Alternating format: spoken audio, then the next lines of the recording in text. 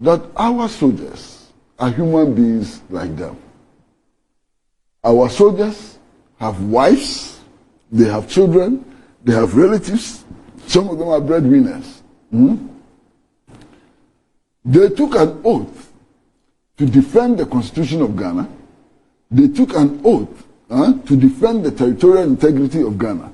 They did not take an oath to go and fight useless wars that do not benefit their countries, do not benefit anybody. They don't want to die. Our soldiers are not suicidal. Then let's take this gentleman, Macky Sall, from Senegal. Macky Sall was in this meeting deciding to go and restore democracy in Niger. What did he leave behind? Opposition leaders in jail. Almost all the opposition leaders in Senegal have been arrested and placed in jail. Demonstrators are being shot on the streets. They are being tear gassed and so on. All because he dreamt about amending the country's constitution to go for a third term. He too is going to Niger to restore democracy. Take Alassane Ouattara, who is the lead man in this effort to restore democracy. First and foremost, Alassane Ouattara was installed by the French army. The French army overthrew Laurent Gbagbo and put him there. He's a beneficiary of a coup d'etat by the French army. It didn't end there. Alassane Ouattara amended La Côte d'Ivoire's constitution and gave himself a third term. He too, he's going to Niger. Alassane Ouattara too is going to Niger to restore democracy. Take all of those leaders. Sierra Leone, it is now in turmoil. And indeed, a week ago, or 10 days ago, the government of Sierra Leone had to arrest many of the military officers because it was feared that they were going to, stage a coup d'etat. There's a disputed election in Sierra Leone. There's a disputed election in Nigeria and so on. All of these leaders are the people who have met to go and restore democracy in Niger. I can't believe it. I can't believe it. Now, take our own president. Take our own president, Nana Addo Dankwa Akufo-Addo. When Alassane Ouattara misbehaved, amended his country's constitution, and somehow managed to assume the presidency for a third term.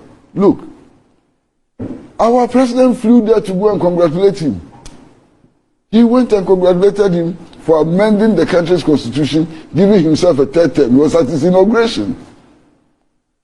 Where is the moral authority to go and install, democracy in Niger? Many of the leaders, if they themselves did not stage coup d'etats to get to where they are beneficiaries of coup regimes. And they are going there to restore democracy. Whenever I say my PENDREAM TV there, I see them, Sending soldiers to Niger to go and restore the ousted president would be one of the most reckless actions ever taken in African history. And I'll give you the reasons. The last meeting in Abuja, Ecowas is a 16-member organization. The last meeting in Abuja, only 8 governments were represented in that meeting. 8 out of 16. Out of the 8, one country was represented by the ambassador in Abuja.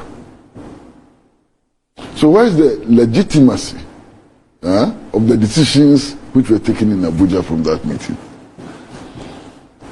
So practically, to all intents and purposes, 7 out of 16 took the decision to escalate. Let's put that aside.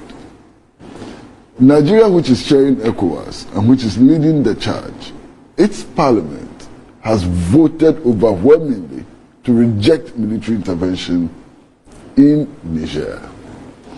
So if the Nigerian president continues to defy his parliament, his country's parliament, and to pursue this agenda, on what basis would he be talking about democracy?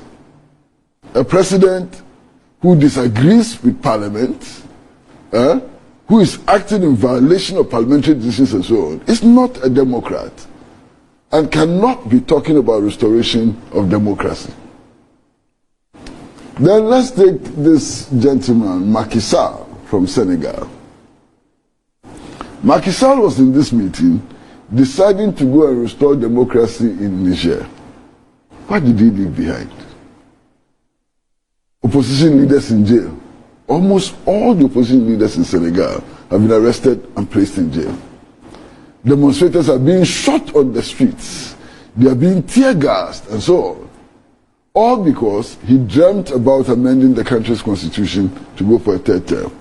He too is going to Niger to restore democracy. Take Alassane Ouattara, who is the lead man in this effort to restore democracy. First and foremost, Alassane Ouattara was installed by the French army.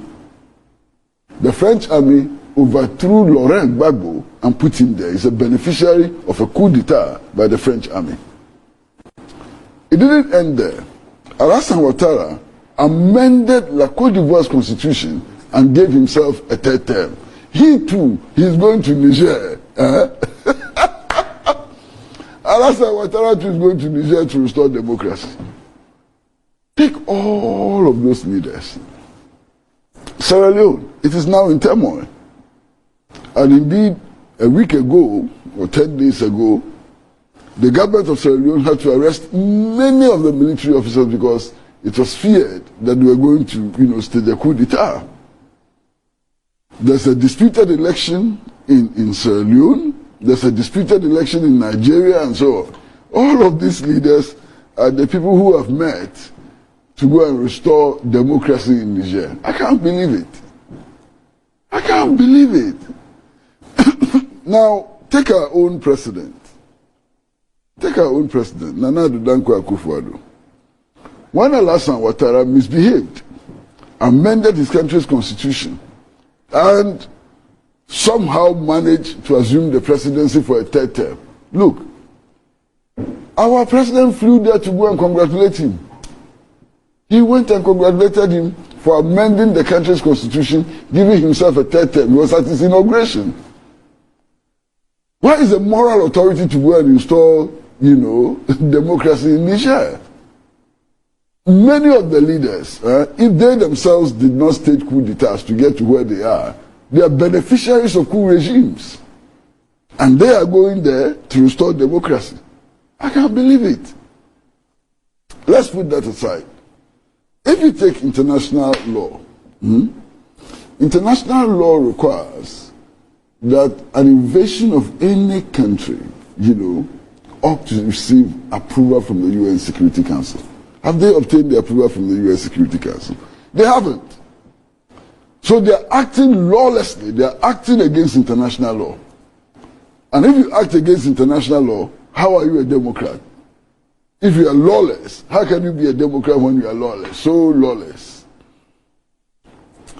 For many of the leaders of the 16 countries in Ecowas, their national constitutions require that before they declare war, they have to seek the approval of their parliament. Apart from Tinubu in Nigeria, which one of them has sought parliamentary approval? None whatsoever. None has sought parliamentary approval. But at least from what we're reading in the Ghanaian Times, it appears that the Ghanaian authorities are engaging Parliament. No, Randy. The Foreign Affairs Committee of Parliament and the Defense Committee of Parliament is not Parliament.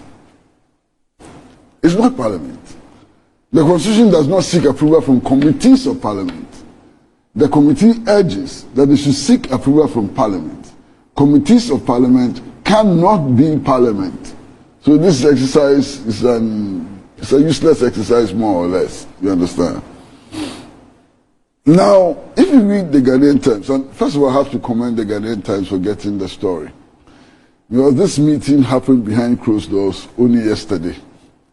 And Ghanaian Times somehow managed to get details of the meeting. I got details of the meeting by the evening. And I like to commend Ghanaian Times for getting details of the meeting. Now, the argument is being made that once ECOWAS makes a decision, all countries in the region are supposed to implement that decision, even without reference to their parliaments, without reference to the public opinion in those countries and so on. I think that's completely wrong. And if our leaders have that attitude, our leaders cannot claim to be restoring democracy anywhere. So, now there's the other side of it, and Titus, you know better than I do. All West African countries are in serious economic trouble. Very serious economic trouble, okay? In our own country, we have increased utility tariffs, water bill, electricity bill. Today, if you make a phone call, you pay tax on it. If you send Momo to your wife, you pay tax on it and so on. All because we need money to survive, as a country. Petroleum prices are up. Food prices have been up 300% over the last 2 years and so on. Now, we are making all of these sacrifices in order to find resources for survival. Our leaders turn around and say that the sacrifices we've made, the little money that we've been able to accumulate, they're going to spend it on a war in Niger. I mean, how smart? We are paying huge increases in tariffs and so on. And our understanding is that we are paying these huge increases in tariffs and so on so that we can balance our books, so that we can pay public sector workers, so that we can service our debt, and so that we can repay our loans and so on, build a healthy economy. That money is what is going to be spent on a useless war in Niger. And I take very serious exception to those who are proposing that we spend our money on that war. For those of you who have been following Russia's special military exercise in Ukraine, you understand? Look at how much money all these Western countries are pumping into Ukraine's war effort. Sometimes you wake up in the morning, $1 billion to Ukraine and so on. France, which will be the principal beneficiary of the attack on Niger, looks 16 countries in West Africa in the face and says, if you send your soldiers to go and die in Niger, I will give you $25 million. What an insult! From this. France, that is what is offering as aid to go and wage war in Niger. $25 million. I mean, it's so insulting that Ghanaian soldiers should go and die. Nigerian soldiers should go and die for $25 million from France. And France will be the sole beneficiary. Look, if you go to France, 1 out of every 3 light bulbs in France is powered by uranium from Niger. France has a huge military base in Niger. If you take the United States of America, its second largest drone base in the world is based in Niger. These countries have an interest in controlling Niger. They don't want to send their soldiers to go and die. They know that it is illegal. They have no permission from the UN Security Council to wage war. So they turn to their surrogates in Africa and say, go and fight for us. Which West African country will benefit from a war in Niger? No West African country will get any benefits out of this war. Indeed, already we are beginning to see the bite. Last week, onion sellers were complaining. I don't know if you guys heard about the complaint from onion sellers. Because a lot of the onions we consume in this country comes from Niger. Since this stalemate, the traders are no longer able to go to Niger to go and bring, onions. So onion prices are escalating. I'm told that tomato prices have also started shooting up through the skies and so on. So none of our countries is going to benefit from this useless adventure. In any case, Burkina Faso, Mali, and Guinea have said that any attack on Niger will be considered as an attack on them, which means that they will fight us in Niger. If we send troops to Niger, we are not just going to fight the junta in Niger, we are going to fight Burkina Faso, we are going to fight Guinea, and we are going to fight Mali. Which head of states are deciding to launch this useless war against Mali, against Burkina Faso, against Guinea, and against Niger?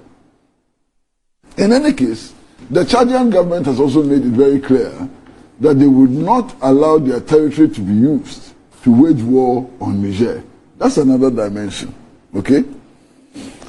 Algeria has issued a very strong statement. The Algerian government has issued a very strong statement opposed to foreign intervention in Niger.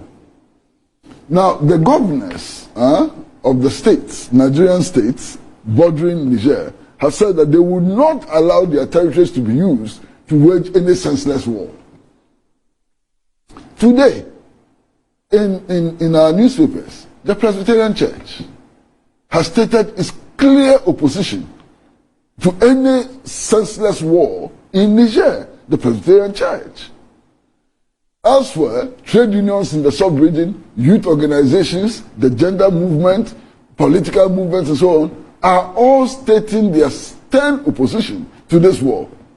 And 8 heads of states, in fact 7 heads of states in West Africa, 7 heads of states in Africa, against the interests of their people, against decisions of their parliament and so on, want to go and fight. What is this? What fight? Look, these sets of states, they should remember that our soldiers are human beings like them. Our soldiers have wives, they have children, they have relatives, some of them are breadwinners. They took an oath to defend the Constitution of Ghana. They took an oath to defend the territorial integrity of Ghana. They did not take an oath to go and fight useless wars that do not benefit their countries, do not benefit anybody. They don't want to die. Our soldiers are not suicidal. People think that as a soldier, once you become a soldier, it is okay if you are killed. That's rubbish. Our soldiers do not want to die. If they have to die, it has to be for worthy causes. Causes which uphold our constitution, causes which protect the territorial integrity of Ghana and so on. Not such a useless war. In any case, that president who was overthrown, how democratic was he? That president, what is so special about President Bazoum that we have to die to go and restore him? What difference would that make to the lives of the people of Niger? What difference would that make to the lives of people in West Africa? And I've heard people say all kinds of things. I mean, sometimes they say that, oh, a worse civilian regime is better than a military regime. It is not true. That is not true. Our history has not borne that out. Why? I saw the Achampong government from 1972 up to 1979. Many of the things we continue to enjoy today came from the Achampong government. I mean, the boost to agriculture under Operation Feed Yourself and Industries program has never been replicated by any civilian administration. When the Ecowas leaders went to Mali to go and persuade them to hand over power, to restore the old regime, they saw the hundreds of thousands of people in the streets supporting the government, the coup regime. How many of these West African leaders are as popular as the coup leaders? The 34-year-old chap who has taken over in Burkina Faso, how many of our leaders are as popular as he is in Burkina Faso? They are not half as popular as he is in Burkina Faso. In any case, one of the things that frightens me is the apparent ignorance of West African leaders. At the time they were asking the Burkinabes to go for elections, 60% of the land territory of Burkina Faso was under Islamic insurgents' control. In that situation, how could they have gone for elections? What is the value of elections in a country where 60% of the land territory is occupied by Islamic insurgents? So our West African leaders, they must wake up and think and stop playing these childish games with us. 60% of the land territory was under insurgents. If West African leaders know how to fight, why didn't they fight when the Islamic insurgents were taking over parts of Guinea, parts of Mali, and Burkina Faso? When the Islamic insurgents attacked the northern parts of Benin, where were the West African leaders? When the Islamic insurgents attacked the northern part of Togo, where were the West African leaders? They didn't care. They didn't move. Now that one of their kind has been overthrown, they are mobilizing forces to go and fight. Fight who? Fight who? Why This Nigerian president, Tinubu, you have the Boko Haram insurgency on your land. You can't fight Boko Haram, you are going to Niger to fight. Boko Haram, ragtag army, you can't fight them. And you want to go to Niger and fight. This decision to fight is senseless. It is reckless. It has no benefit for the peoples of West Africa, has no benefits even for the heads of states. Do you know what is happening, Randy? These heads of states are frightened to the marrow. You know why they are frightened? They are mismanaging their countries the same way that this guy in Niger mismanaged his country. They are mismanaging their countries the same way that the Malian heads of state mismanaged his country. And they are frightened to the marrow that if they don't make some moves, what is happening in Niger can happen in their country. That's all. That's why they're pushing us to war. No other reason. It is their fear, their paranoia, which is pushing us to war. But we would not suffer because our heads of states have mismanaged our economies and are frightened of their shadows. We would not suffer. The peoples of West Africa will rise up and resist this adventure. And already there are signs that all the peoples of West Africa, in their trade unions, in their women's organizations, in their youth and students movements and so on, will resist this useless adventure. Debi kama amena PENDREAM TV ase. Na so far so good. Say open online portal e wo Ghana. Ah nipa share, nipa follow, nipa comment here. To my best of knowledge, without any biases, PENDREAM TV.